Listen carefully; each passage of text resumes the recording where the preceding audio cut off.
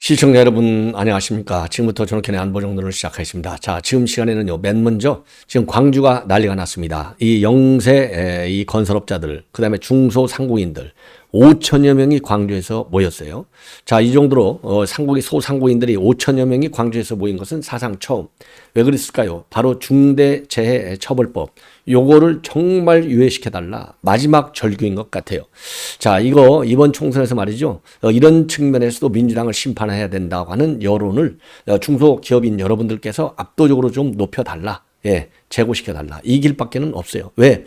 민주당이 168석의 거대 이 정당인 한에는 절대 요 입법화 유예에 동참할 것 같지가 않아요. 그래서 이번에 완전히 이거를 엎어서 그야말로 이 입법적 제재 조치를 가야 될 것이 아닌가 이런 생각이 듭니다. 그래서 자세한 내용을 여러분께 말씀을 드리도록 하겠고, 김경률 비대위원, 김경률이가 말이죠. 이제는 조금 제정신을 좀 갖는 것 같아요. 한 3가지 정도를 말씀을 드리겠는데, 우선 한동훈 위원장 정치적으로 굉장히 노예하다. 한 점수를 준다면 92점 정도 된다. 그리고 김건희 여사 문제와 관련해서는 이 부속실하고 특별감찰관 임명이 먼저 된 다음에 활동을 재개하는 것이 옳은 것 아니냐 이런 얘기를 하고 있어요. 예. 자, 그리고 이제 중요한 거, 바로 임종석 비리 의혹을 본격적으로 제기하고 있습니다. 그래서 평창동에 아주 거대한 거의 70평짜리 단독주택에 사는가 봐요. 그런데 요거를 그 임종석이 그 고향이 같은 이 장흥 출신의 기업인이 요 집 주인이라 이거죠. 자, 그래서 거기에 사는 거, 이거 뭔가 수상하다. 이런 점을 지금 지적하고 나섰어요. 처음으로 폭로한 것이죠. 자, 그래서 오늘 임종석 이 폭로 내용 69평짜리인데, 예, 이게 7억짜리라고 합니다. 7억, 지금 보증금이 7억인데, 소득도 없는 사람이 어떻게 7억을 냈냐 이거예요. 이거 상당히 타당성이 있지 않나 이런 말씀을 드리고, 그리고 민주당 여러 차례 말씀을 드리고, 이게 이제 계속해서 가장 뜨거운 뉴스가 되고 있어요. 요것 때문에 민주당 지지율이 계속 떨어지고 있는 건데, 바로 밀실공천, 지금 정도 되면 밀실공천 의혹이 아니라 밀실공천이 이제 팩트예요. 그래서 이명백 공관위원장이 사실상 인정을 했어요. 예.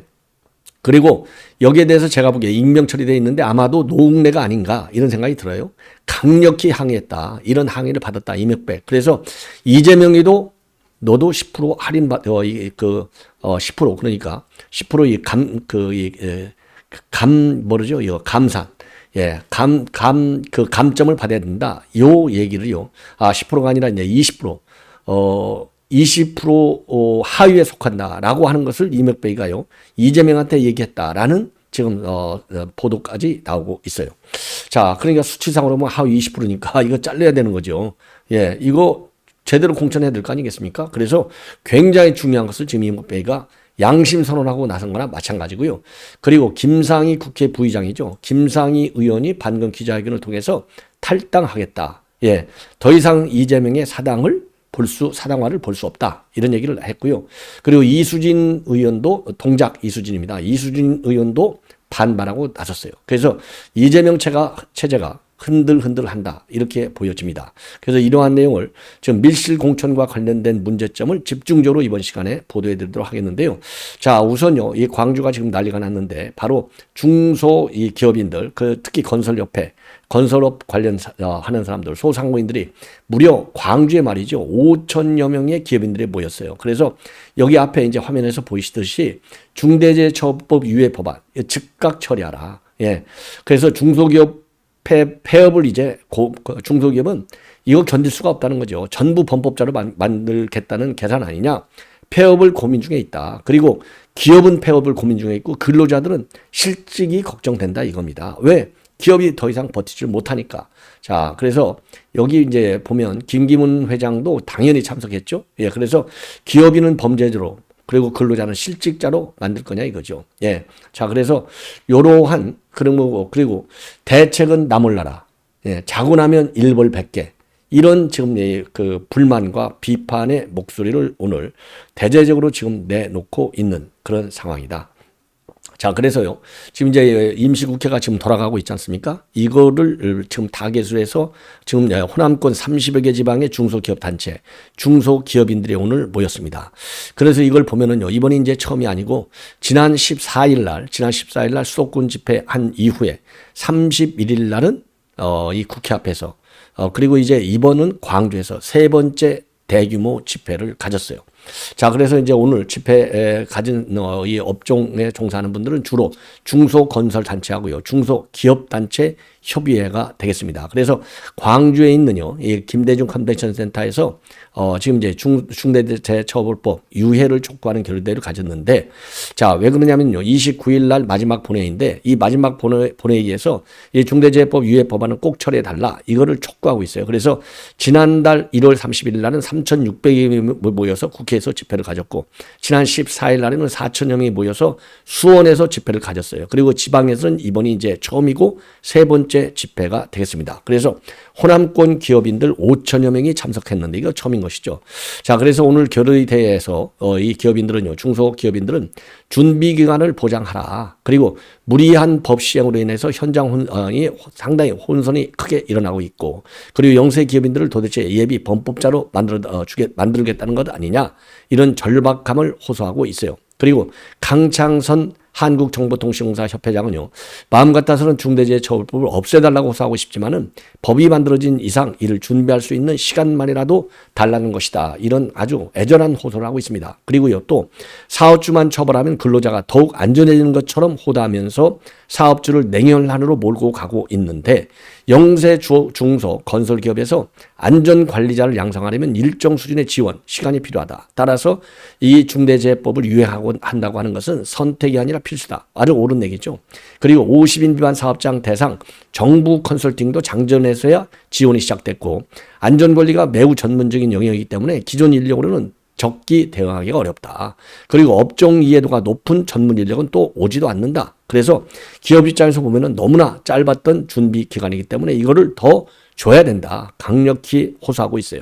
그리고 김기문 회장도요, 산업안전보건법에도 의무조항과 처벌조항이 많은데 굳이 중대재해처벌법까지 만들어서 2중 3중으로 처벌하려고 하는 거, 이거 도저히 이해할 수 없다. 그래서 중대재해법 입법 과정에서도 중소기업 의견이 반영되지 않았는데, 이번만이라도 여기 모인 지역 중소기업인들의 목소리를 듣고 국회는 중대재해처벌법 유예 법안을 오는 29일 본회의에서 꼭 통과시켜 달라, 이렇게 호소를 하고 있습니다. 참 안타까워요. 예, 이것만 보더라도 민주당을 이번 총선에서 심판해서 말이죠, 반드시 우리 국민의힘을 갖다가 절대 다수당으로 만들어서 이런 악법을 전부 다 폐지해야 되는, 그래서 이 폐지해야 될 악법 중에 하나가 국가정보원의 대공수사권을 갖다가 경찰로 넘기도록 한 국가정보원법, 국가정보원지원법, 이런 것들도 전부 개정을 해야 됩니다. 그리고 또 하나 중요한 것은 바로 비례제, 이거 준연동형, 이것도 법도 없애버려야죠. 그 다음에 공수처법도 없애버려야 돼요. 이런 악법을 전부 없앨 수 있는 가장 빠른 길은 이번에 선거혁명을 만들어내는 일 이외에 없을 것이다. 이런 게 바로 무혈혁명이 아니겠습니까? 예. 자, 이번에는 이제 김경률 비대위원이 오래간만에 좋은 일을 좀 하고 있는 것 같아요. 예, 김경률 비대위원. 자, 그래서 김경률 비대위원이 오늘 세 가지 주제를 얘기했는데, 우선요, 임종서이가 지금 어디서 사느냐? 평택동, 평창동에 있는 단독주택에서 사는데, 요 단독주택은 누구 거냐? 바로 임종서의 고향이 이제 장흥인데요, 이 장흥 동양 기업인의 회사 소유 여기 주택에 살고 있다는 겁니다. 예. 자, 그런데 여기에 뭔가 좀 흑거래가 있을 수 있는 가능성을, 의혹을 제기하고 있어요. 자, 그래서 일부 언론 보도를 인용해서요, 이 회사 이름이 테리어 홀딩스인데, 테리어 홀딩스가 가지고 있는 평택동 주택이 69평짜리라고 그래요. 자, 그런데 임종서이가 입주하기 직전에 대대적인 리모델링을 거쳐갖고 이 리모델링 비용이 상당히 컸다. 그래서 2019년도 6월 7일 날 계약을 맺고 사흘 뒤인 6월 10일 날 입주했고 전세 보조금은 7억 원이었다, 이겁니다. 그런데 2019년도 1월 달 재산 신고액을 보면 6억 5천만 원밖에 되지 않는데 2019년도 이후 5년 동안 소득이 전혀 없었다. 예.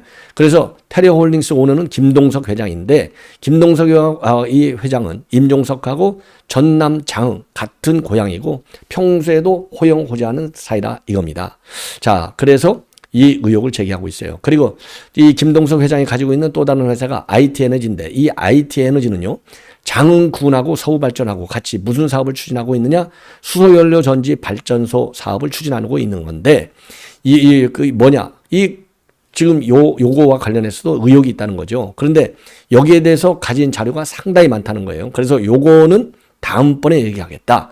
그래서 이제 하나하나씩 깔겠다는 얘기나 마찬가지예요. 그래서 한동훈 비대위원장은 이 김경률 비대위원의 이런 발언 이후에 정말 뜨거운 주제를 안 뜨겁게 얘기해줘서 고맙다.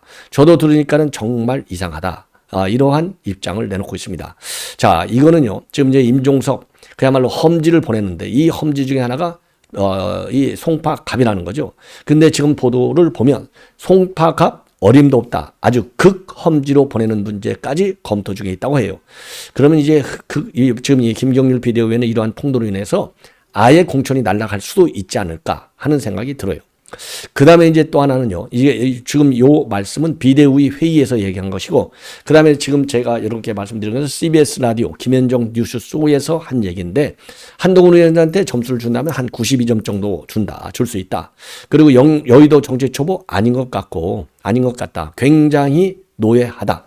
그런데 참고적으로요. 지난 1월 달에는 이 CBS 이 프로그램에서 한동훈 위원장한테는 88점 줄 수 있다고 그랬거든요. 4점이나 높아졌어요. 그러면 왜 이렇게 높아졌냐 했더니 평론가들이 이러이러한 방식은 안 된다. 지금 21세기 2024년인데 그런 동떨어진 방식을 쓰느냐 이렇게 비판하는 사람들도 많고 본인도 개인적으로 반대한 그런 사람들도 상당히 있지만 결과적으로 보니까 전부 다 한동훈 위원장의 발언이 성공적인 발언이도록 끝나더라. 그래서 정치 초보라고 정말 감히 말할 수 있을 만큼 뭐라고 할까? 굉장히 노예하다는 생각이 들 정도로 대단하게 일을 잘하고 있다. 그래서 이 한동훈 위원장은 정말 여의도 정치 초보라고 하기는 아닌 것 같고 92점 정도는 줄 수 있을 것 같다. 이렇게 얘기를 하고 있어요. 그리고 이제 최근 여론조사에서 이 국민의힘이 민주당을 지금 앞서고 있지 않습니까? 이거와 관련해서 작년 12월에 28일 날 비대위가 출범했는데 그때 서울에서 6석밖에 당선 가능성이 없다고 하지 않았느냐. 그 추이를 반전시킬 수 있었던 것은 한동훈 비대위, 좁게는 한동훈 위원장의 역할이 크지 않았나 이렇게 생각을 하고 그리고 본인의 총선 불출마와 관련해서는 본인이 순전히 스스로 자의에 의한 결정이었다라는 점을 다시 한번 밝히고 있어요. 자, 그래서 이제 김경률 비대위원이 이제 한동훈 위원장 점수를 이제 후하게 주는 거 제가 보기에는요 후하게 주는 게 아니라 현실적으로 주는 거다. 저는 그렇게 생각해요. 왜? 이 한동훈 위원장에 대한 이 점수 90점, 이게 A 학점이나 마찬가지잖아요. 한 A 제로 정도 되나요? A 플러스 정도 되나? 예. A 정도는 되는 것 같아요. 자, 그러면 이거는 뭘로 입증이 되느냐? 최근에 다양한 여론조사 결과들을 보면은 한동훈 위원장의 인기, 지지율이 아주 급 상승하고 있잖아요. 이게 바로 뭐냐? 이거는 이제 국민들이 시험 점수를 매긴 거 아니겠습니까? 요 얘기는 결국 아주 잘한다. 이 얘기잖아요. 그런 측면에서 김경률 비대위원의 92점짜리 평가는 상당히 설득력이 있다. 오래간만에 공감할 수 있는 발언을 내놓은 것 같아요. 자, 그 다음에는요. 김건희 여사가 이번에 지금 이제 윤 대통령이 말이죠. 지난 17일인가요? 예. 한남동 관저에서 테드 서렌도스 넷플릭스 공동 대표하고 배우 이정재 씨를 초대해서 오찬을 가졌어요.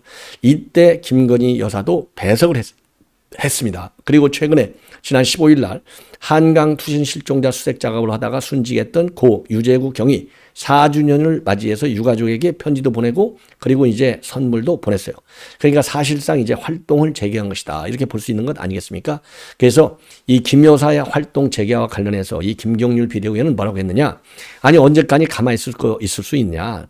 당연히 활동은 재개할 수밖에 없다. 공식적이든 비공식적이든. 그런데 이런 활동 재개에 앞서서 제2 부속실 설치 문제라든가 특별감찰관 임명 문제 이것이 더 우선시 되는 것이 더 좋지 않았을 것이냐. 이런 점에서 상당히 좀 아쉽다. 조금 아쉽다. 이렇게 입장을 내놨어요. 상당히 좀 순화된 것 같아요. 예.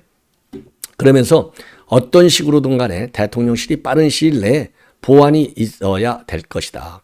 그래서 정리하자면은 영부인이 활동이 있을 것이고 3년 내내 앞으로 3년 반 동안 계속 숨어 지낼 수는 없는데 그렇다고 본다면 최소한도 국민들에게 납득할 수 있는 조치를 보여줘야 한다. 이러한 입장을 내놨습니다. 자, 그런데 참고적으로 지금 부속실 설치하는 거 이거는 지금 설치 문제를 지금 적극적으로 검토하고 있고 준비를 하고 있다잖아요. 이게 무슨 배고픈데 밥 만들어내듯이 낼 수 있는 것은 아니지 않습니까? 예. 그 다음에는요. 특별감찰관은 대통령이 임명하고 싶다고 해서 바로 임명이 되지 않아요. 국회로부터 선 조치가 있어야 돼요. 국회에서 특별감찰관 2명을 대통령한테 보고해 와야 그걸 가지고 검토하게 돼 있는 거지. 이건 법규상으로 그렇게 돼 있어요. 대통령이 내가 A라는 사람을 그냥 임명해버릴래. 쫙 발표? 이게 안 되는 겁니다. 지금 대통령이 임명할 대상이 안 오는 거예요. 국회에서 올라와야 되거든요. 그렇기 때문에 요거를 가지고 왜 빨리 안 하냐? 그래서요. 이거는 전혀 현실과 맞지 않은 둘 다 얘기다. 그러니까 결과만 가지고 본다면 그렇게 볼 수 있지만 다 절차가 필요한 거 아니냐. 그리고 이런 중요한 기구를 만드는 절차는 민주적이어야 되고요. 그 다음에는 굉장히 투명해야 될 것이 아닙니까? 자, 그런 점에서 김경률의 이러한 주장은 사실상 정확한 주장이 못 된다. 이렇게 말씀을 드리고 싶습니다. 자, 이 정도로 해서 말이죠. 이 정도로 해서 이 김경률 그리고 지금 이제 이 광주 상황 요거는 이제 이 정도로 말씀을 드리고요. 자, 이번에는요, 이명백 얘기를 좀 하겠습니다. 자, 우선 이명백 얘기를 하기 전에요. 김상희 국회 부의장이 민주당을 탈당을 했고, 지금 이재명의 사당화 현상이 굉장히 심각하다. 이런 점을 지적을 하고 있습니다. 자, 그래서 지금 이제 이 기자회견을 통해서 이제 밝힌 내용을 보면은요. 자, 탈당 선언을 했어요. 기자회견을 통해서. 이제 민주당을 떠나려고 한다. 오늘 민주당이 의정활동 하위 20%를 통보했는데 영등포 주민을 대표하는 국회의원으로서의 모명감을 느낀다. 지난 4년간 한 해도 빠짐없이 시민단체 언론으로부터 우수 국회의원으로 선정될 만큼 성실한 의정활동으로 평가받아왔다. 어떤 근거로 하위에 평가됐는지 정량평가, 정성평가 점수를 공개하라. 그리고요. 나는 친명도 아니고 반명도 아니고 중간지대에서 노력해왔는데 그런 나를 반명으로 낙인 찍었고 이번 공천에서 떨어뜨리기 위한 명분으로 평가 점수가 만들어졌다고 판단되는데 나에 대한 하위 20% 통보는 민주당이 이재명 대표의 사당으로 전락했다고 볼 수 있는 가장 적나라하고 상징적인 사례가 됐다고 생각한다. 지금의 민주당은 이 대표 사당으로 전락했고 그동안 이를 바로잡지 못하고 지금의 상황까지 오게 된 것을 반성한다. 민주당이 잘 되기를 바라지만 이재명을 지키지는 않겠다. 이렇게 밝혔습니다. 자, 그런데 민주당은 말이죠. 이 선출직 공직자평가위원회에서 현역 의원 의정 활동을 평가해서 공관위로 넘겼어요. 그런데 하위 20%는 경선에서 10%에서부터 30%까지를 감산하도록 되어 있습니다. 자, 그리고요. 이명백 공관위원장은 이번 주에 개별 의원들에게 이를 통보하겠다. 이렇게 예고를 해 놓은 상황이 되겠습니다. 자, 그런데 말이죠. 이명백 위원장은 이재명한테도 수치상으로는 하위 20%다. 이렇게 통보를 했다는 점을 지금 양심 선언하고 있어요. 자, 그리고요. 이명백 위원장이 지금 이제 이 언론에 밝힌 내용을 보면은 지난 13일 날 비공개 밀실 회의가 있었다. 이건 뭐 여러분들 제가 아주 빠르게 그날 심야 회의를 통해서도 보도해 드린 바 있는데 거기에서 논의된 이 컷오프 대상으로 논의된 한 의원이 야, 나만 지금 비리혐의로 재판 중에 있냐? 이러면서 강력히 항의하면서 그러니까 이제 그 재판을 받고 있기 때문에 컷오프 대상으로 거론됐다. 이게 다 알려졌잖아요. 이게 실명이 알려진 사람이 바로 노웅래예요. 그래서 제가 보기에는 그래서 이 뉴시스 보도에서 지금 거론하고 있는 현역 의원 익명으로 처리되어 있는데 요 이명백 위원장한테 항의를 강력히 한 사람이 바로 노웅래 의원이 아니겠나. 그래서 노웅래 의원한테 이 전화를 걸어서 이제 항의한 사람한테 이명백 위원장이 지금 뉴시스 보도에 의하면요. 앞으로는 이런 일이 없도록 하겠다. 그리고 당이 강조한 시스템 공천에는 원칙과 기준이 있고 당원 당규에는 컷오프라고 하는 자체가 없는 거 아니냐. 재판을 받고 있다는 이유만으로 현역에게 불이익을 준다는 게 말이나 되느냐. 이렇게 이 의원이 따졌다는 겁니다. 자, 그래서 이러한 따지는 지적에 대해서요. 이명백 위원장은 현 상황에 문제가 있다는 지적에는 동의한다. 예. 그리고 추후에는 밀실 공천 논란이 재발하지 않겠다. 이런 지금 강조를 했다고 합니다. 예. 그리고요, 이 항의 의원은요, 밀실 공천을 인정한다면 지금까지 벌어진 일을 어떻게 책임질 것이냐. 지금까지 비공개 회의에서 떠든 사람들은 직권을 남용한 것이자 월권한 것 아니냐라는 취지로 계속 아주 세게 이 밀어붙였다. 이렇게 지금 알려져 있어요. 자, 그래서 이명박 의원은요, 이 밀실공천은 없었다. 이렇게 진화에 나섰지만, 뭐 이미 지난 16일 날도 입장을 내놨지 않습니까? 현재 민주당의 공천은 계획된 일정에 맞춰 원칙과 기준에 따라서 공정하게 심사가 이루어지고 있고, 밀실공천 논란을 전면 부인한 바 있어요. 그리고 이제 당에서도 공식적으로 이 부인한 바 있는데, 지금 보도에 따르면은요, 사실상 지금 그 이명박 위원장이 요런 입장을 내보이기는 내보였지만은, 사실상 이 얘기를 보면은요, 밀실 공천을 인정한 것이 아니냐. 이렇게 이제, 왜냐면 앞으로 이런 일이 일어날 수 있지 않도록 하겠다라는 얘기는요, 있었기 때문에 이제 일어나지 않도록 하겠다는 거하고 문제 제기에 또 동의한다라고까지 얘기한 것 아니겠습니까? 그래서 추후 재발을 하지 않도록 약속했다라는 얘기는 지금까지 밀실 공천이 이루어진 것에 대해서 인정한 거나 마찬가지가 되겠습니다.